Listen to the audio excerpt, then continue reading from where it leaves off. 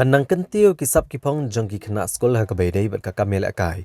Kibor jong ka Saidan Secondary School kilayo ekalat banyasoy ya ka Memorandum of Understanding bat kalenti jam football center da kajing temu ban ajing hikai banela kai football bat ban pentebet iki kena pulia jong ka skol ha kene kajing ela kai.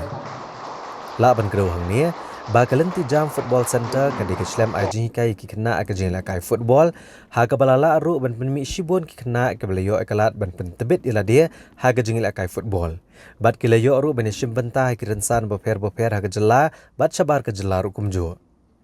Dangshan kene ka kenhuan kalayo ru ban shim bentah ha gelumpung ela kai jong ka third Indo-Nepal Youth Games International Championship ka barang sulong ha Nepal. Ha ka bagi thai ela kai na kene ka kenhuan kilayo ban khur ya ka takamaksiar. Ha gani ka sngi sa akan mau jong ka Saidan Secondary School banesoy kene ka sekolah la sakilang da kinong elam jong ka sang HYC Richard Dingdo President kanong Po Circle u Secretary Kriboy District u Tony Shela urang ba snong u ba Ike Lapang Principal jong ka Saidan Secondary School ba James Nong Siet bat kiwei ha gawai pat kaliang kinong elam ke HYC nong Po Circle kilayo ru ban tenrong lem ka kya ka shon jong ka school Saidan da ka ba song ba da kiben kenang bagi kena skul kenyo ban syong hagi por balong skul bala penkup buram ya arngot ki kena skul ke Saidan Secondary School ke belayo ban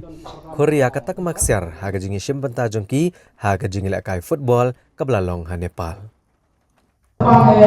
ya ke HYC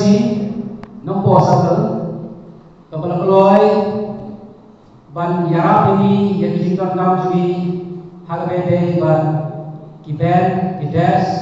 kiba nila bentam, kerti naga benta kecipunan kam banyo bansyong ikna skul. Kublai shipo dari ya dari kecipunan jubi harba bilang sudah lagi benta angko hako yang skul ya ki ben bagi kides apabila ayam benta jubi. Kali kalau ka jika ku bakrau naga benta jubi skul jubi naga benta jubi di jing ay skul jubi. Ngimdo lagi maksud yang nabuka jubi hari tang ketentin kepabila menong sasisim kublai shipo. Kermen ikermen sem ba kungkasen jubi kinanya shema bantrei nagabuka kajimutoi nagabuka kajimha jogi imam salam omdei tak skul jubi Rai akadom thai berowai. Apa giwa yang kadau balai kiduna kadau kadang pa anda kilalection lekele kai bun kidun skimyo bun is class keeper kiduno te namar tu kiduno yang kata jingpui yang pernah jadi hak sport bakadia Henry kadau kada jingkumenya yang school cyber bakadia kalau joki headmaster ka managing committee rendah mahi indonesia bahwa visinya ada jingkri